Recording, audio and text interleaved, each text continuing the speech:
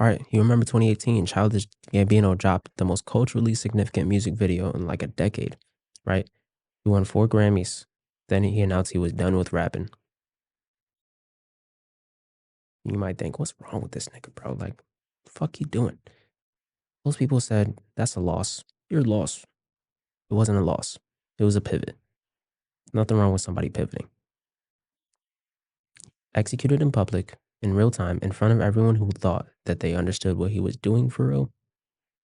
Nah, Donald Glover didn't retire. He upgraded his operating model. All right. So this is what we're gonna break down today. Right. But before we talk about that, before we talk about the empire that he built, we gotta talk about Atlanta. Atlanta is not just a TV show. Atlanta is the proof that narrative authority, which is the ability to control how a story gets told, is worth more than any single album. Right. So here's the context. Donald Glover pitched Atlanta to FX in 2016 as Twin Peaks with rappers. That's it. That was the pitch. Okay. And he got full creative control over the show. The writing, the casting, the tone. That made it different than anything else on TV. So critics and audiences agreed. It won the Golden Globe for Best Comedy Series. It ran 4 seasons and became one of the most respected shows on cable TV. But here's what most people miss about Atlanta. You know, the show did something for the music that no album rollout could have done. It established Glover as a serious, or Glover. What am I talking about? Clover, nigga? It establishes him as a serious artist in a way that transcends certain genres, right? Rap artists who, cameo into TV shows usually do it as a celebrity cameo or, like reality show appearances or something like that. But Glover created the show. He wrote it. He directed episodes of it. Um, he didn't appear in someone else's narrative. He built the narrative infrastructure himself. So, when This Is America dropped in 2018, the cultural weight behind it wasn't just from the song. It was from everything Atlanta had built. And the audience for the video already understood that Glover's creative vision operated at a level that demanded like real serious attention. And the show amplified his music. The music amplified the show. Never ending cycle. Neither one was ever the main event. The brand was the main event.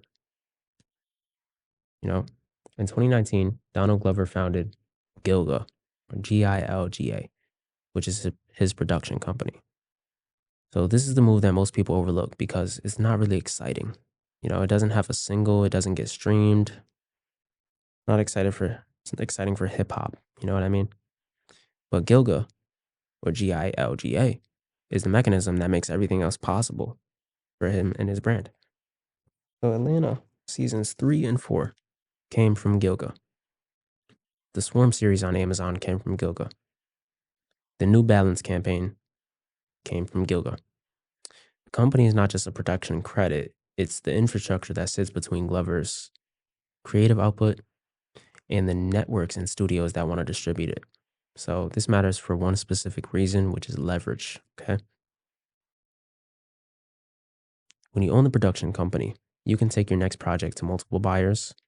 You're not dependent on FX renewing, Atlanta. You're not dependent on any single distribution relationship. Gilga inked a deal with FX and separately engaged Amazon Studios for Swarm. The company creates the content. The distributor pays for access to the content. So compare that to like a standard artist development deal where the label owns the masters, the publisher owns the sync rights, and the artist owns the touring receipts. Maybe, nigga. They might not even give you that, nigga. But Donald Glover built a structure where the asset he creates stays inside an entity that he controls, right? And the buyers come to him. So that's not a rap career, that's a media company. And the final Childish Gambino album, Bando Stone in the New World, released in 2014. And it wasn't just a music released. It wasn't just a music release. It was accompanied by a film, a trailer that debuted during screenings of A Quiet Place, Day One, and at the BET Awards. The album is a soundtrack. The character of Childish Gambino becomes the subject of the film. He closed the rap chapter by turning it into cinema. Hmm.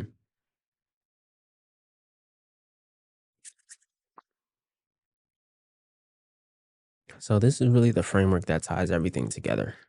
You know, my thesis of the 7 pillars of immortality is about a catalog, building a catalog that compounds, where each piece of work makes the other pieces better and more valuable. So Gambino's architecture is my thesis in action, right? So his rap career gave him credibility and cultural authority, but Atlanta gave him narrative reach that transcended music. Gilga gave him infrastructure that made him independent of any single deal. So this is America gave him a cultural moment so significant that even people who never followed the music knew his name. Bando Stone gave him a proper ending on his terms in a format that he designed. So each piece made the others more valuable, not just the music. The song made the show more interesting. The show made the song more layered. The production company made the next project possible without begging, and the ending made the beginning feel intentional, even when it wasn't planned that way from the start. So that's the immortality play. That's my thesis. It's not a single. It's not a Grammy. It's not a viral video, but it's the architecture behind everything. So, from Bridgeport, watching this from the outside, the thing that most artists and builders miss is that they're optimizing for individual outputs instead of building a portfolio of leverage. They're optimizing for that one hit, that one product, that one opportunity. And when that thing doesn't land, there's nothing else holding the weight in between. It's all about the space in between. It's actually one of my songs. That's crazy. Space in between. Y'all not gonna hear that for a minute though. Gambino, hold on now. The space in between, I think that's one of my best rapping performances. Like, not gonna lie. Maybe the first verse on that song is one of my best. All right. But, Childish Gambino never relied on any single output. You know, the moment one platform peaked for him, another was already running. And that's not luck. That's a design system operating as intended. So Childish Gambino built a model for what it looks like to own your full creative output across every single medium: music, TV, film, production infrastructure, a final album that becomes a movie. Every piece makes the others more valuable. So here's the question I want you to sit with. What's the one platform you do not control yet? All right. Drop it below. I'm reading every response. I'm Kai from Bridgeport. This is the Immortal Blueprint as always. It's all about immortality, man. It's all about immortality, bro. For real. I'm tired. I've been filming all morning, bro. I'm done.